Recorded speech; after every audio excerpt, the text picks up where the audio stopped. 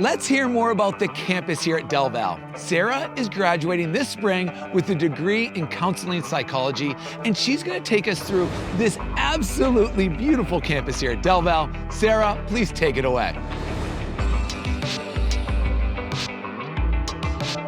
Thank you, Alex. Hey, everybody. I am so excited to show you around our campus here at Delaware Valley University. With our small class sizes of a 13-to-1 student-to-professor ratio, you would never know that our campus sits on over 550 acres of the most picturesque land. If you include our 2 additional campuses that act as a living laboratory for students here on campus, we actually have over 1,000 acres of land to our name. Before touring this campus, I visited many different universities. This one was by far my favorite. I think that there's something to be said about having the small campus size, knowing the people that you walk by on the walkways rather than just being another number. My favorite spot here at DelVal is Lake Archer. I love to come down here and hang out with friends, listen to music, or even just sit with my thoughts. I actually have a ton of pictures with that beautiful tree over there. It is the most beautiful scene in the springtime.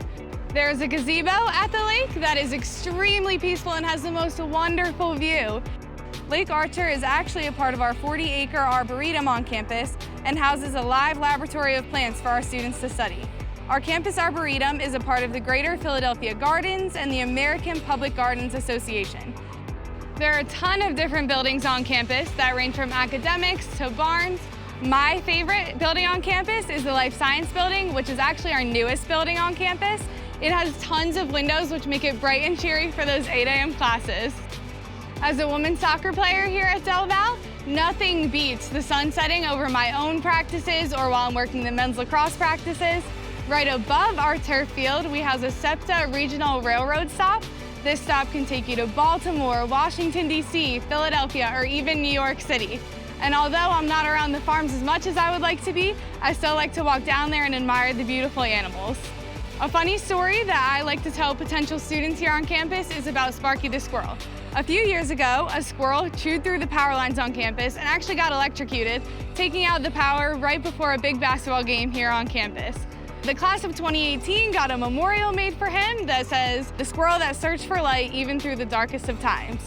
This story went viral on Facebook and it went viral on Reddit, and you can find Sparky's memorial right outside of our writing center on campus. At this campus, you can find anything from sports to a train station to live animals.